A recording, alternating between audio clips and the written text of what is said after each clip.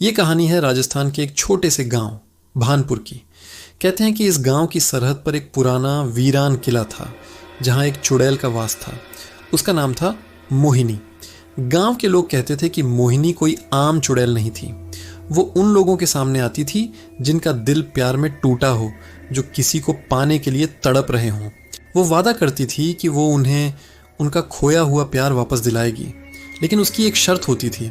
प्यार के बदले उसे चाहिए थी उनकी आत्मा। कई नौजवान इस लालच में अपनी जान गंवा चुके थे। इसी गांव में विक्रम नाम का एक लड़का रहता था। वो गांव के सरपंच की बेटी रिया से बेइंतहा प्यार करता था, लेकिन सरपंच इस रिश्ते के सख्त खिलाफ थे। उन्होंने रिया की शादी कहीं और तय कर दी थी। विक्रम पूरी तरह टूट चुका था। उसने हर कोशिश की, लेकिन सरपंच को मना नहीं पाया। एक रात हताश होकर विक्रम उसी वीरान किले की तरफ चल पड़ा। उसने मोहिनी की कहानियां सुनी थीं और अब उसे वहीं आखिरी रास्ता नजर आ रहा था। जैसे ही वो किले के अंदर पहुंचा, एक ठंडी हवा का झोंका आया और उसके सामने एक बेहद खूबसूरत औरत खड़ी थी। वो मोहिनी थी। मोहिनी ने मुस्कुराते हुए कहा, मैं जानती हूं तुम क्यों आए हो विक्रम। तुम रिया को पाना चाहते हो, है ना? विक्रम ने कांपती आवाज में कहा, हाँ, मैं उसके बिना नहीं जी सकता। क्या तुम मेरी मदद कर सकती हो? मोहिनी ने कहा, जरूर कर सकती हूँ। कल सुबह तक रिया खुद तुम्हारे पास आएगी और हमेशा के लिए तुम्हारी हो जाएगी, लेकिन बदले में मुझे तुम्हारी आत्मा चाहिए होगी। बोलो, मंजूर है?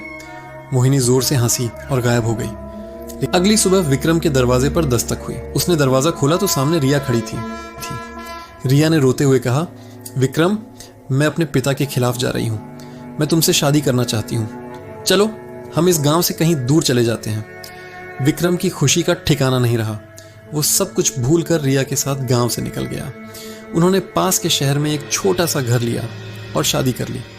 कुछ महीने सब कुछ सपनों जैसा था। वो दोनों बहुत खुश थे, लेकिन धीरे धीरे विक्रम को अजीब महसूस होने लगा। उसे रात में डरावने सपने आते। उसे लगता जैसे कोई हर पल उसे देख रहा है। उसकी ताकत कम होने लगी। वो बीमार रहने लगा। रिया उसकी हालत देखकर बहुत परेशान थी। एक रात जब विक्रम सो रहा था तो उसे सपने में मोहिनी दिखाई दी। वो कह रही थी, वादा तो वादा होता है विक्रम, तुम्हारा प्यार तुम्हें मिल गया, अब अपनी आत्मा देने का वक्त आ गया है। विक्रम चीखते हुए उठा। उसे एहसास हो गया था कि मोहिनी अपना सौदा पूरा करने आ रही है। उसने रिया को सब कुछ सच सच बता दिया। रिया ये सुनकर सन्न रह गई। वो रोने लगी और बोली, तुमने इतना बड़ा कदम क्यों उठाया विक्रम?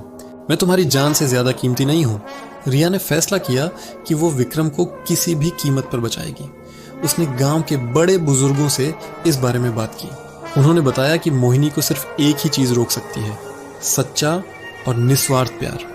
अगर किसी पूजा की रात विक्रम की जान पर बनाए और कोई अपनी जान की परवाह किए बिना उसे बचा ले, तो मोहिनी का श्राप टूट सकता है। उस रात अमावस्या थी।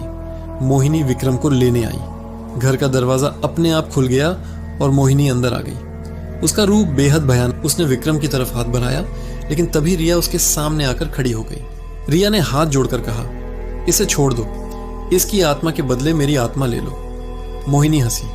प्यार के लिए कुर्बानी मैंने बहुत देखी है, लेकिन तुम दोनों में से किसी को नहीं छोड़ू। जैसे ही मोहिनी ने विक्रम पर हमला किया, रिया ने पास रखा मंदिर का त्रिशूल उठाया और मोहिनी और विक्रम के बीच खड़ी हो गई। वो मंत्र पढ़ने लगी जो गांव के पंडित ने उसे बताए थे। मोहिनी की ताकत कम होने लगी। त्रिशूल से निकलती रोशनी उसे जला रही थी। एक भयानक चीख के साथ मोहिनी हवा में राख बनकर उड़ गई। विक्रम बच। रिया के सच्चे प्यार और हिम्मत ने उस चुड़ैल को हमेशा के लिए खत्म कर दिया था। उस दिन के बाद उन्होंने एक नई जिंदगी शुरू की, जहां डर नहीं, सिर्फ प्यार था। ये कहानी हमें सिखाती है कि प्यार में ताकत तो होती है, लेकिन सच्चा प्यार किसी की जान लेना नहीं, बल्कि जान बचाना सिखाता है। दोस्तों, उम्मीद है आपको ये कहानी पसंद आई होगी। अगर हाँ, अगली कहानी में। धन्यवाद।